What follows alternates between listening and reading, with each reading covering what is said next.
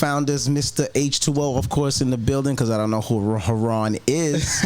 We decided to bring out some royalty today. Yeah. Queen Nat. Yeah. And we're not going to crash the party. We're going to crash the industry. We're going to let her give, a little bit of the story and the epilogue on how Crash the Industry got established and so on and so forth. We talked about it briefly, but yes, your hair is fine. Hector, Bronx Tale Studios, the engineer, trust me, he locks in. He's going to make sure everything is exquisite. We got some other company as well, too. We're going to let them know in a second, but Queen Pen, it's your show. It's your platform. Speak about Crash the Industry. Start from the COVID time. Tell us everything and how it got established. Okay.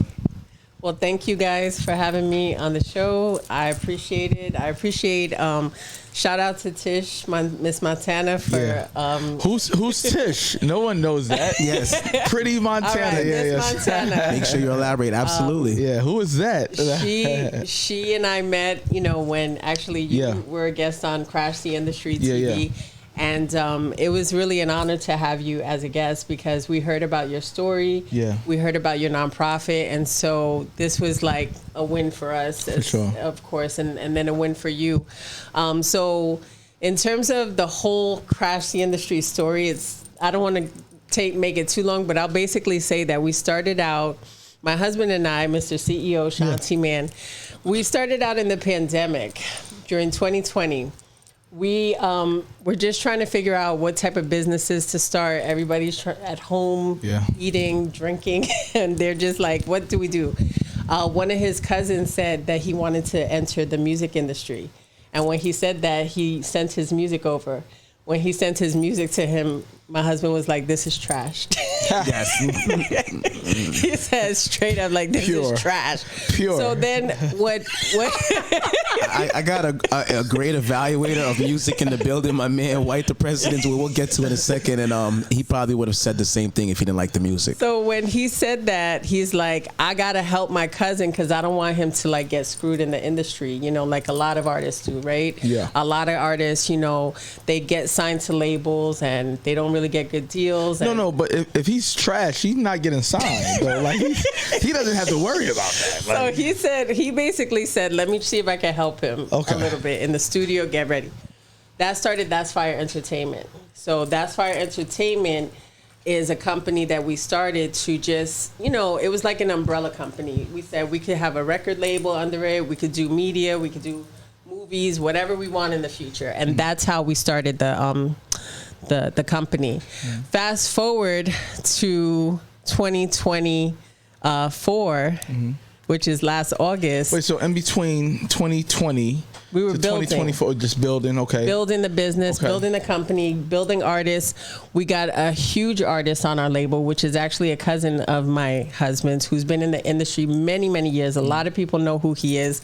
But again, this guy was never consistent. So that's the reason why he never got signed. He never blew up. He should have been at the Cameron level, at the with all of these guys, right? For sure. So there's always those stories of those artists that just fell off, or they didn't get the deal right away. So anyways, long story short, we were building the music industry, the music business, and That's Fire Entertainment was slowly getting a lot of traction. Yeah. They were meeting all the DJs, we were getting our name out there.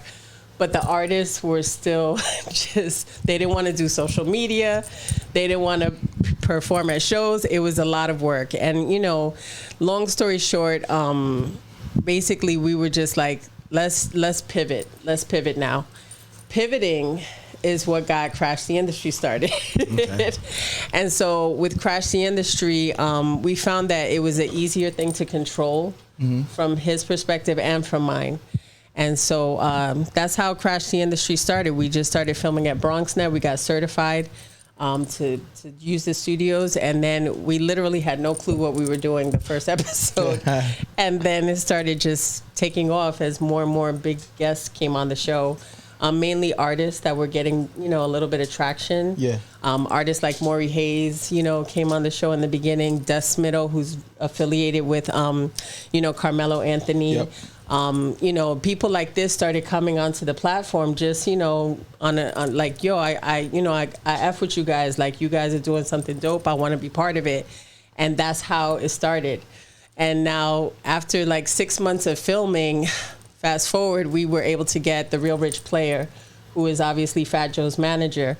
You know, publicists are calling us and asking us to like get people on the show, and it just kind of took on a life of its own. So that was just smart marketing, I think, a lot of consistency and a lot of hard work.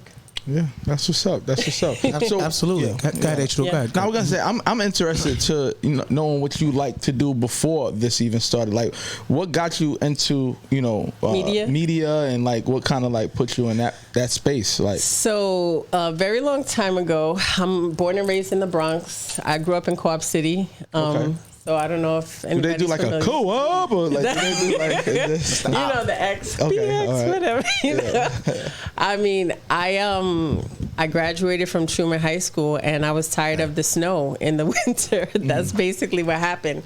I went all the way to Arizona State University, Sun Okay. Devils. and I was a Sun Devil. Yep. So you know James Harden? Probably. Eddie House? I was. Eddie I House. was Eddie House Eddie House. actually tried to talk to me wow. when I was in school. We were Sorry, freshmen disclaimer. together. Your husband. They're married now. Yeah, That was a married. long time ago, Eddie.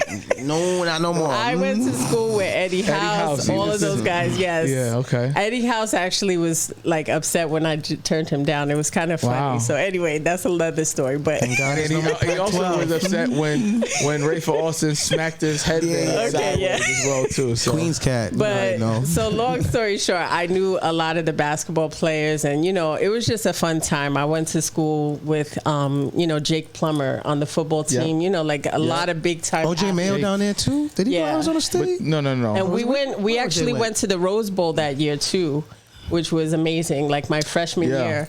So Jake Plummer, it's a long wow. time ago. Yeah, I don't want to disclose my age, These are, but. yeah, I swear. Anyways, Matt it was Leinart. a fun time. It was a fun time to be in college. So, with that being said, I wanted to be a news reporter. That was like, I went to I was trying to get into the Walter Cronkite High School of Journalism to become a news reporter. That was my goal. That was Yeah. what I always wanted to do. And I ended up not getting into school, but I still was able to get an internship with Fox News in Arizona. God, fire. So that's where I put my tape together. I started like talking in front of the camera, doing little news reports and stuff. And I was able to get my first job out of college at News 12 The Bronx. Okay. So I was a news reporter at News 12 The Bronx back in like early 2000s, right after 9/11. I was covering a lot of the aftermath of 9/11 at the time, and just a lot of breaking news stories. So that was my career. Then I started getting into, I started having a family Yeah. and having kids, and I was just like, it's the rat race, the competitiveness of the industry. I was tired of it, Yeah. and so I pivoted, and I started working at Macy's doing Okay. retail and Yeah. makeup. So after working at Macy's retail, I moved back to New York from Arizona.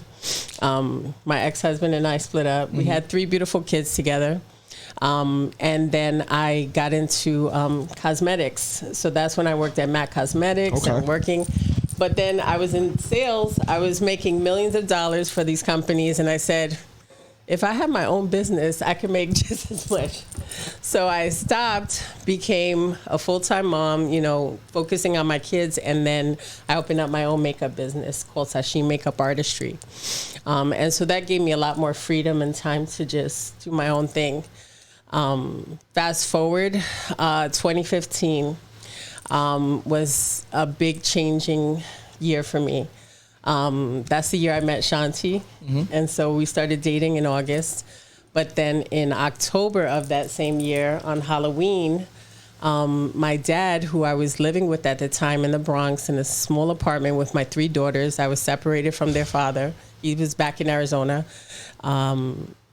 There was, on Halloween, my dad took my daughters trick-or-treating, as most people go trick-or-treating. And unfortunately, while I was doing a makeover, doing makeup, this guy, he had a seizure. And he lost control of the car. His car literally, instead of going this way, it shifted into the sidewalk, and it killed my dad and my 10-year-old daughter. And so literally, that was crazy. Obviously, my other 2 children were with my dad. They survived, thank God. But as you could imagine, it was on the daily news. It was on all over the newspapers. It was a huge story. All these trick-or-treaters out in the Bronx, and then this tragedy happens, and it was right around the block from their school that they went to, PS 83. So when that happens... Sorry to hear that. Absolutely, yeah.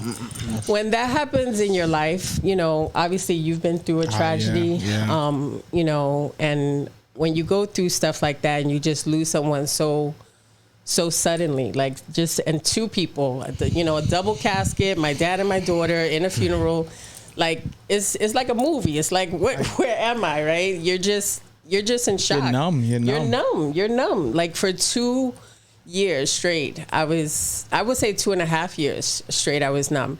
And you really never fully grieve. You don't know how to feel. Right? Yes. It's like, how do you feel in this moment? Yeah. Like, you know, Well, that's tough when you're your father and then your child, you know, what started you and what you created, and then, you know, now in the matter of seconds, just gone. One Saturday, I was taking them trick-or-treating in the morning. The next Saturday, I'm burying them. Like, that's literally how life is. It's like, it's the wildest thing ever. Yeah.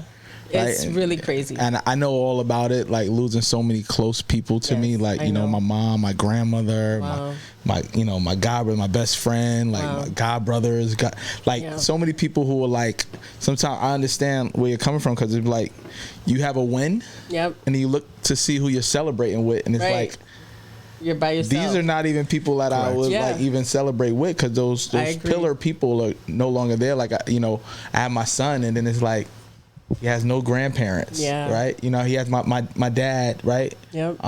But you know, that's kind of like it. Yeah. Like, you know what I mean? It's kind of weird in a sense, you know. It's I agree. losing so many people, and like, man, I think I waited too long. You know what I mean? But it's also like, those people that they're no longer in your life as you grow. These things happen, but that was something that's very tragic. Yeah, they're you know, I consider them my angels in heaven watching over me. And thank God, you know, my dad was able to push out my younger two daughters, who were 8 and 3 at the time. So they are now growing and survived, you know, beautifully. And it's just like my oldest daughter, she's 18 now. She's going into college. So it's been a blessing to watch her grow, and her sister.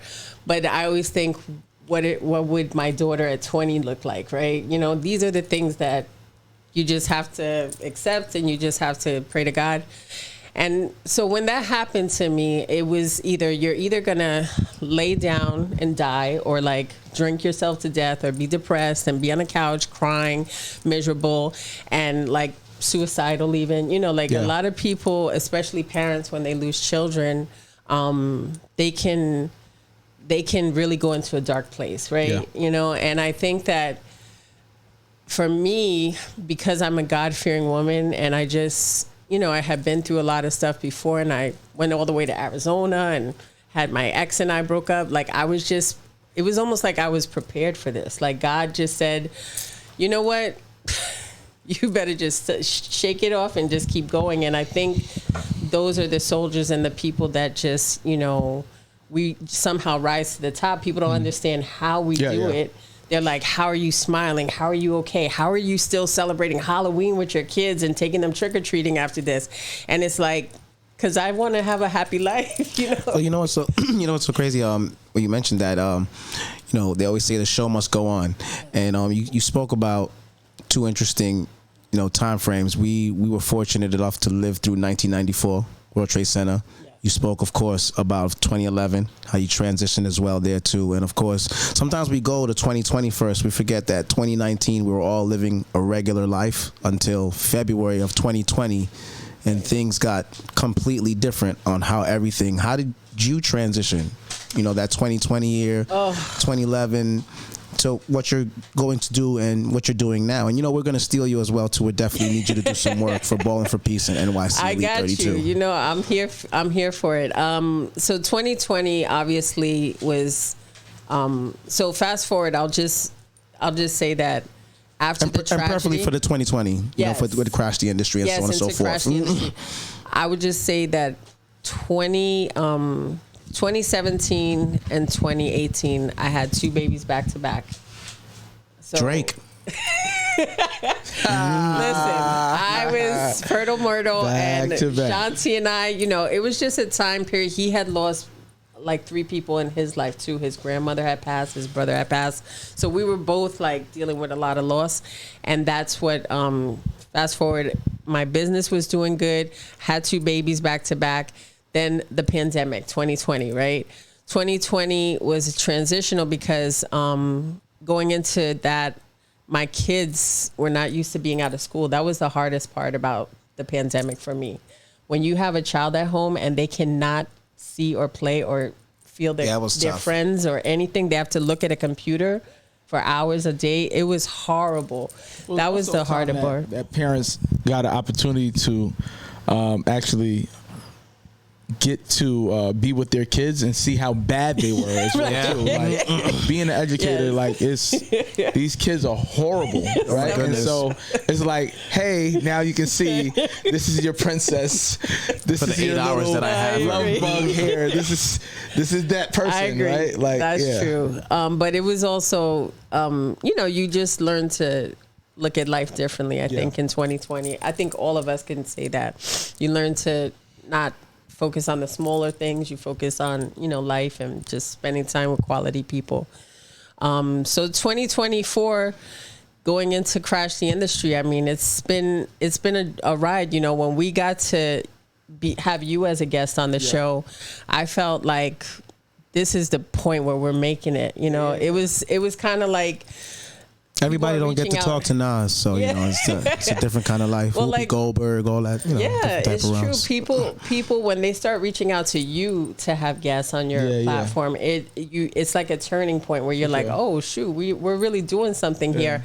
And I think for us, having you on the show, having you on the platform, especially close to the Ballin for Peace event, was like an honor because that's in doctrine and ingrained in what we represent. Like Shanti and I were very intentional with this TV show. You guys did an amazing job too with that interview. I'm always thankful and grateful for the people that I do go on the shows because being on a larger platform, like say the news and this, but I'll never like egg any platform, right? During that promo run, during that time, I'll go to the highest of highs and the lowest of lows. Right. It's just who gets it. You guys became fans as well too, and came and supported. You supported with your purchase. You bought a ticket. You guys came out and showed love, right? Yeah. So that's what you want. You know what I mean? You want to change people's narratives and the thought process around what's happening, and you don't never know who those people are going to be, who you're going to impact with your speech, who you're going to impact with the way you move. And motivation is literally a daily thing. Yeah. From the way you walk, the way you talk, the way you move, people are looking always, right? And it's like you got bad body language, people gonna see that. Like, I don't rock with this person. He walked crazy. Right? You know what I'm saying? Like, no, it's true. Wait, what? The energy, but it's energy a real could thing, be off. It's a lot of things. You know what, Queen Pen? We got a Bronx Tales Studios. Queen Pen. What did you say it was? Queen Nat. Queen Nat, pardon me, sorry me. Isn't there a rapper that's the MC. named I'm calling you the MC. Oh, Lord. I mean, that's an honor, actually. Well, you started making so much money. Thought you was a part, but you are a part of that elite right there. But Queen Nat, pardon me. This is a Bronx Tale moment for you. You mentioned something earlier, and White, I want you to think about this as well too. How do you deal, and I want everybody in the comments to interject with that as well too. How do you deal with an artist or MC that's not good, and what do you do to try to get them better? Am I saying that the right way without, because people have dreams, and if that's what you want to do, and that's what you aspire to do, sometimes it's hard to tell your friends, after 5 years of doing this, bro, it's not working out. This is what you might have to do to get better. How do you handle that? That's a great question. I can answer that very well. To me, and I simplify this in the best way possible because I used to be a retail manager for MAC Cosmetics. And if anyone out there, most men know what MAC Cosmetics is because a lot of females like to wear lipstick and makeup. So MAC Cosmetics is one of the biggest cosmetic industry companies in the world, right? You have a ton of artists who are amazing at doing drag queen makeup, all kinds of theatrical makeup, everything. They're artists, right? And then this is a company that's selling, right? They're selling products. So when I was a manager, I have amazing artists. They just want to beat faces all day. I just want to do makeup. I'm an artist. I just want to beat faces. That's it. But then you have sales. You have a sales goal. You got to hit $1,000 a day. You got to sell this many things. I don't care about selling. I don't want to sell. I don't want to do makeup. It's the same thing that we're dealing with today in the music industry. Artists are not, they're not salesmen. Yeah. Artists are not content creators. They're not people that want to be, doing all this stuff. Make sure while she's explaining, we're in the comments. They don't care. Figuring out what we're going to do as well. They want to, I'm going to tell you the 3 things that I notice most artists want to do. Smoke blunts. They want to sip something, and they want to vibe out so they could write and be in the studio. And then if all of that magic happens in the studio and they come out with whatever it is, it could be wonky wonk, whatever. They have to figure out who that fan base is, and that fan base is going to love them because that's what they love too. And it doesn't matter what the music is, but the work in between, the sales part, the hustling, the marketing, everything, they don't want nothing to do with that part. They just want to be on stage and do what they love. So the problem with what we're dealing with right now in the industry, to me, is that we're trying to make artists salespeople, and they're not. They're not salespeople. They're not content creators. They don't want to do any of that. They don't want to hold a camera. They don't want to feel like that. And we're trying to force them into that shell, and they're not comfortable. This is not what they want to do. If everybody just went back into their roles, I think that artists just need a team. And if everybody does their part, everybody's winning. The difference between that is because you need money. Yes, right. So you need money to pay these people who are supposed to do those things for you. Because as a basketball player, right, I understand. I never wanted to record anything that I did because I didn't want my competition to see my skill, my training. And now if you're not showing it, you're not doing it. Right. If I'm not in the gym and the camera's on, filming everything that I'm doing, nothing is happening. But here's the thing. You don't have to film it. Find someone who loves filming. 1 million. Who loves but editing. Even then, they're going to get tired of that. No, and they're going to ask for money. That's the part that we're not getting. That's the part. And then you have to go like this, and you have to go like this, and you got to be on see me. You do. You got to find someone who's just as passionate, because let me tell you, I edit a lot of the music videos for Crash the Industry, and when you get a chance, I want you to watch. You have to have somebody that you really love and like to do that. But see, you're right. That's not a way of thinking, right? Because you again, even with Ballin for Peace, there are people who come on and they're all in. They get all the contacts after they did their thing, and then they move on. So I've been there with creative people and things of that nature. That doesn't work, right? So what they say, like, oh, you got to figure it out. Then you got to buy a camera, like you said. You got to buy this, and then you have to do it on your own. You have to evolve. You have to get better within this space. I don't want to record myself. I don't want to record myself. That's why you have Heck. But that's how I have Heck. But then again, you build certain things out. You have to make it make sense for everybody involved, though. Yes, you I understand? agree. So, like, artists and me doing showcases. No, I don't do showcases. Me doing concerts and things of that nature. I understand. You can tell an artist, hey, I'll give you 20 tickets. I will give you 20, not 10. I'll give you 20 tickets. You'll pay me $200. You can charge $20 per ticket. You'll make $200 back. They'll show it with no one. No one. So who is your fan base, bro? Like, who is your fan base? But me, I have to create a lit room around people who they can't even get nobody to come to see them. But that's the problem. See, so this is a good debate. I mean, we could go on forever, right? Opened up a can of worms, didn't we? The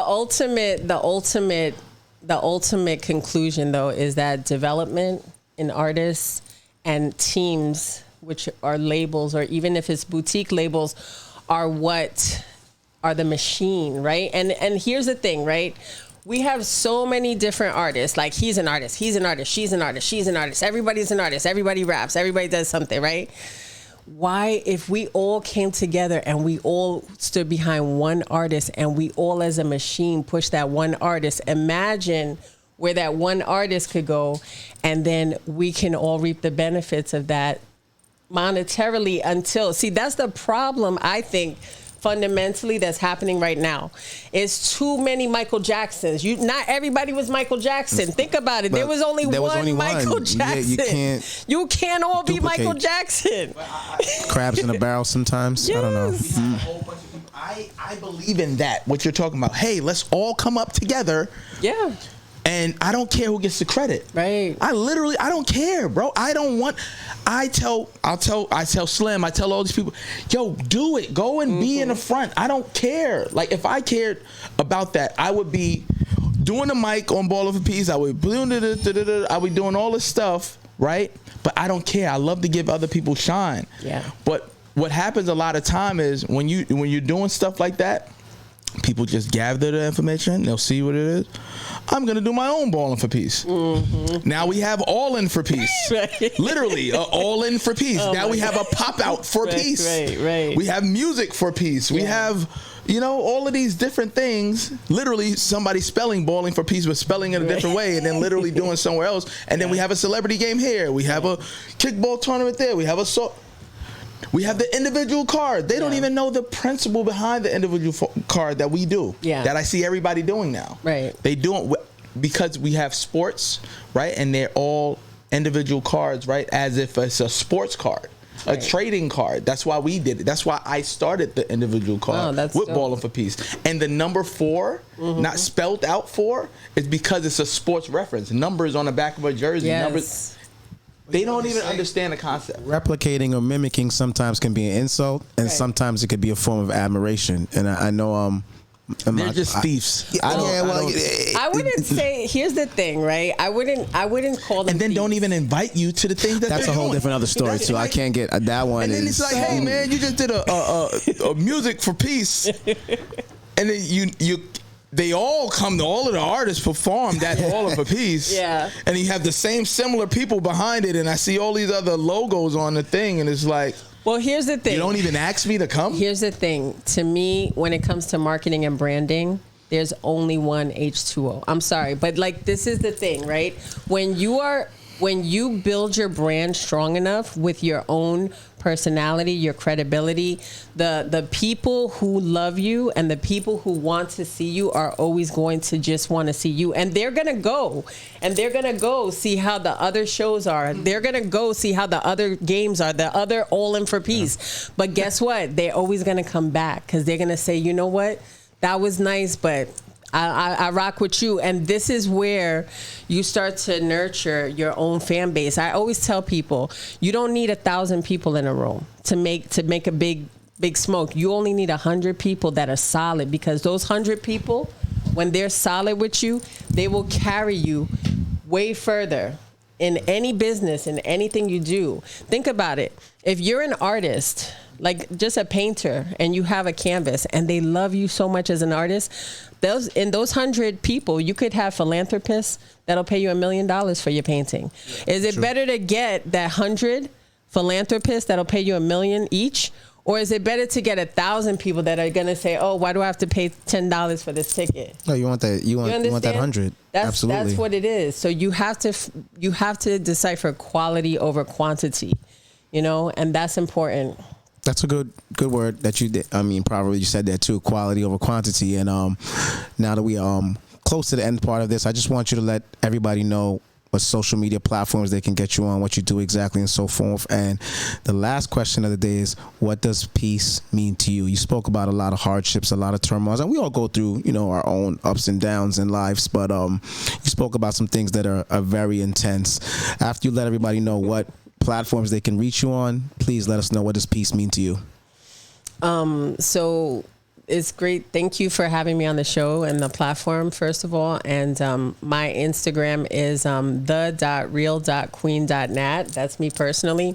And of course, follow Crash the Industry _TV on Instagram, and also subscribe to our YouTube channel if you can. We're still trying to build that. For me, the word peace is very, very important. I tell my daughters, this is the main saying I tell them all the time. I tell my daughters, nothing in this world matters except for your health, your love, your peace, your happiness within yourself, even if you were alone on this earth.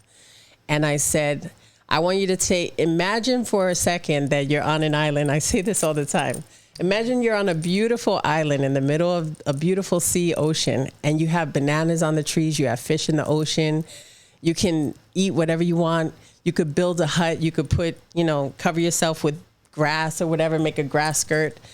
I said, you could live till like 100-something years old and be fine with no cell phones, no cable, no internet, no TV shows, no clothing, no shoes, no nothing. That's what everybody should be thinking is moving on that wavelength and that love. If everybody thought like that and they could dump everything today or tomorrow that's like objects, they would be able to function at a higher vibrational level. And this is why when you guys asked me to be on this podcast, normally I would say no, because I've been behind the scenes for a while, but God is asking me to talk to people and put this knowledge and this information out there, because people have to think a little bit more on a higher vibrational level and think less is more. It's not about objects. It's not about all this bull crap. Let's focus on what's really important. And that's love. That's our family. That's our health. And just coming together and supporting each other. I would also challenge everybody to watch Little House on the Prairie, because that show taught a lot of values. And even though it was back in the day, just watch some of the values that these shows taught us. And that's where we have to go back to, I think. We're just too much about symbolism, shoes, designer this, everything. Everything is just, it's a lot of bull crap going on in the world right now. So that's peace for me. That's fine. I don't even know if they have Nick at Night, but I'll let them know what to watch. I used to watch Little House on the Prairie. They have it out there. So yeah, they definitely do. Yeah, but you could find it. I don't know if they have the attention. I used to think MASH was a terrible show when I was young and didn't understand what was really going on. When you get older, you start watching some of these shows and you understand. But I mean, H2O doesn't even watch Seinfeld, so who the heck am I to talk about it? I don't. I really don't. Yeah. It was never funny to me. What? I'm sorry. It was sarcastic humor. It was corny. No, it wasn't. We're going to talk off the air about corny. that. Cheers was, but no, we're not going to do that one either. Heck, Bronx Tale Studios, another one here. We brought the chess table out. Queen Nat in the building. Wavy's World. Who needs the city in the world when the whole entire world is still here? We're locked in.